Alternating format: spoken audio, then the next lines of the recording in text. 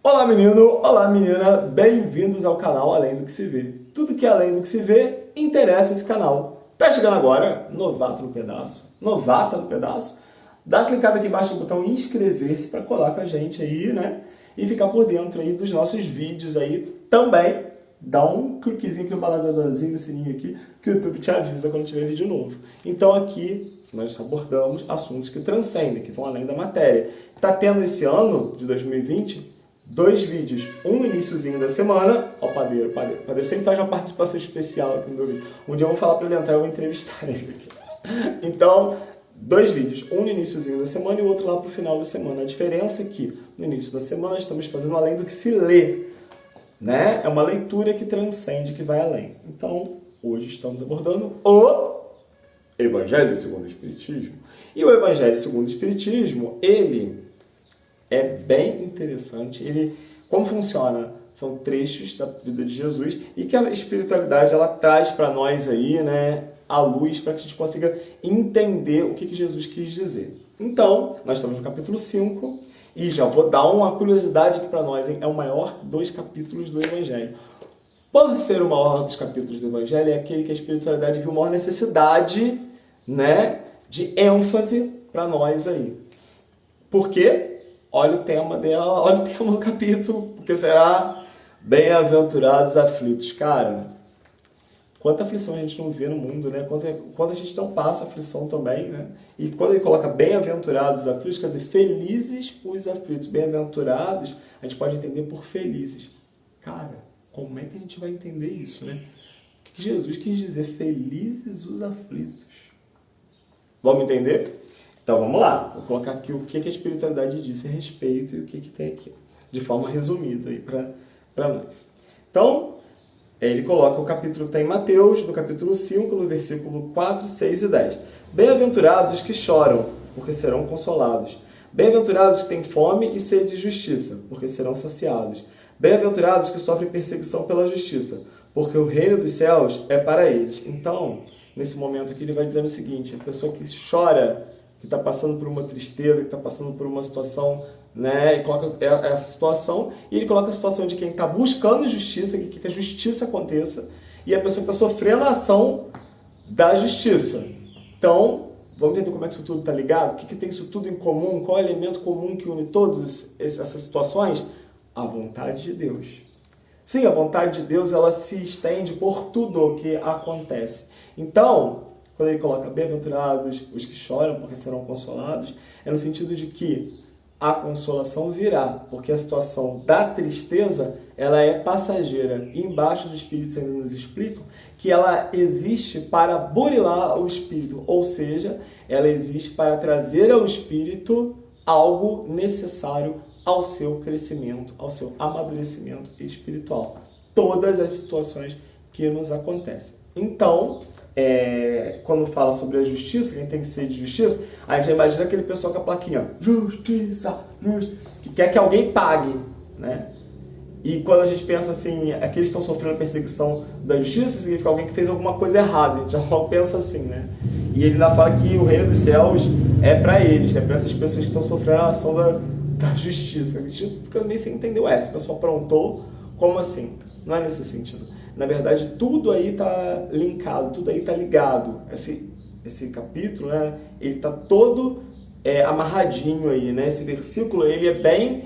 Parece que uma coisa não tem nada a ver com a outra, mas tem. Ele está dizendo o seguinte, a espiritualidade depois de explicar, que as pessoas quando estão passando por situações tristes, normalmente estão sofrendo a ação da justiça, ou seja, da tentativa do universo de equalizar, porque o sentido de justiça real não é punir de forma alguma. O sentido de justiça é equalizar, é fazer com que os pratos da balança estejam em harmonia. Quando você está em desarmonia com a lei divina, acontecem situações que buscam fazer com que você se reequilibre nos pratos da justiça aí. Então as coisas que nos acontecem, elas têm por estopim, né, trazer a oportunidade sempre de amadurecimento e de crescimento para nós. E quando nós estamos em situação aflita, de aflição, de desespero e tudo mais, é porque a gente não está em harmonia com a vontade divina. A gente não consegue compreender a vontade de Deus, então a gente entra num processo de revolta. Nos esquecendo do básico, né? O básico do básico do básico. Quando a coisa não está do jeito que você quer, está do jeito que Deus quer. E adivinha quem sabe mais das coisas, menina? Adivinha quem sabe mais das coisas, menina? Pois é. Então, deveríamos estar alegres, né? E não desesperados pelas coisas que acontecem. Mas que é difícil, sem sombra de dúvida. Não estou aqui dizendo que é fácil, não.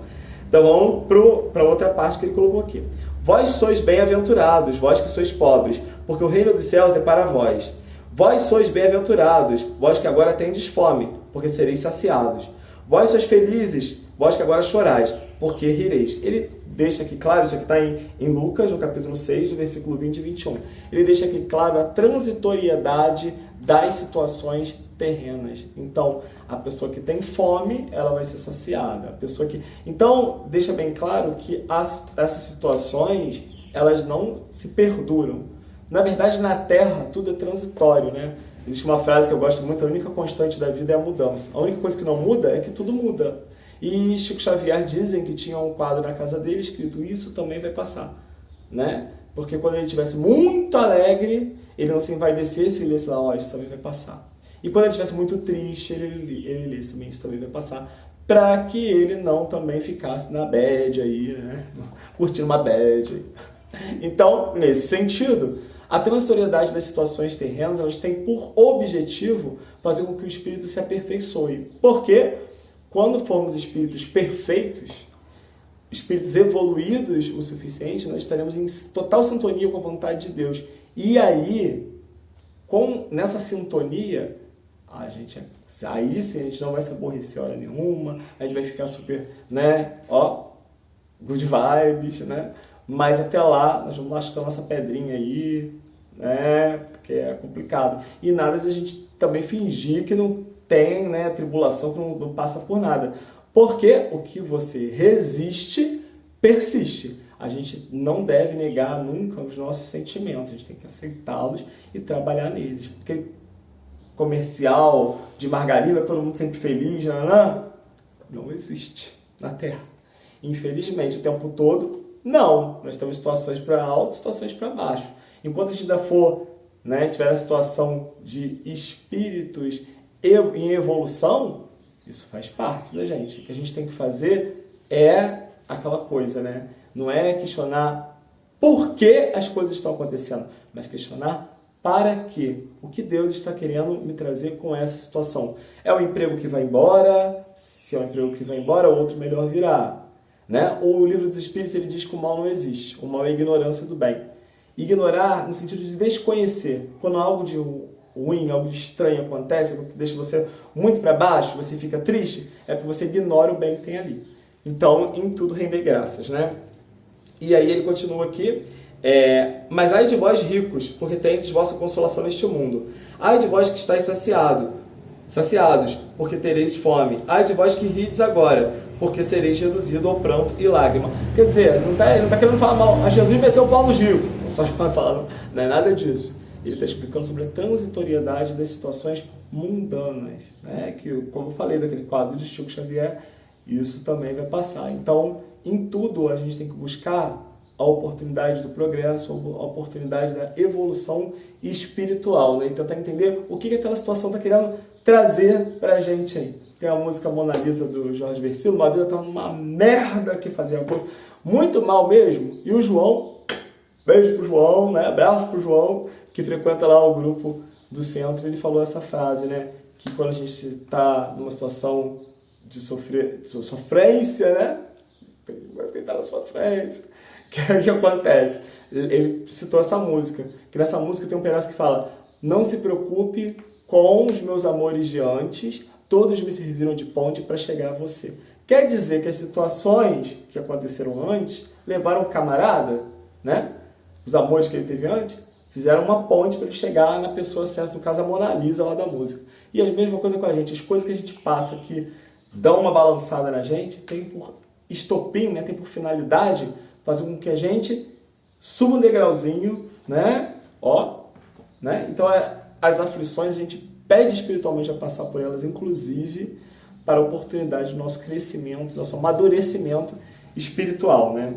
Então, essas transitoriedades, elas são todas citadas aqui. Ele vai falar também sobre que não é correto a gente abreviar a nossa vida, a gente tirar a vida através do suicídio, porque em vez de você se livrar do problema, você vai se complicar mais ainda. Porque a morte coloca um espelho diante da tua consciência que vai refletir tudo que você está sentindo, então você imagina a situação, né, espiritual difícil que fica.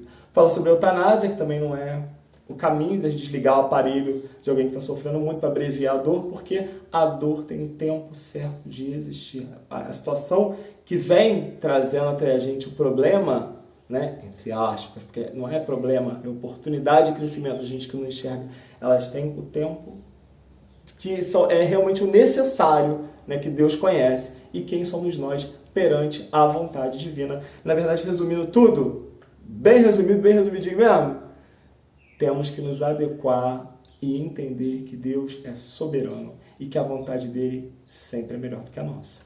Entendendo isso, tudo que nos acontece passa a ser uma oportunidade para entendermos a bondade dele nas nossas vidas. Então vamos fazer esse exercício quando acontecer alguma coisa, vamos pensar o que Deus está querendo conversar com a gente, né? Porque a vida sussurra, depois ela fala, depois ela grita, depois ela sacode a gente.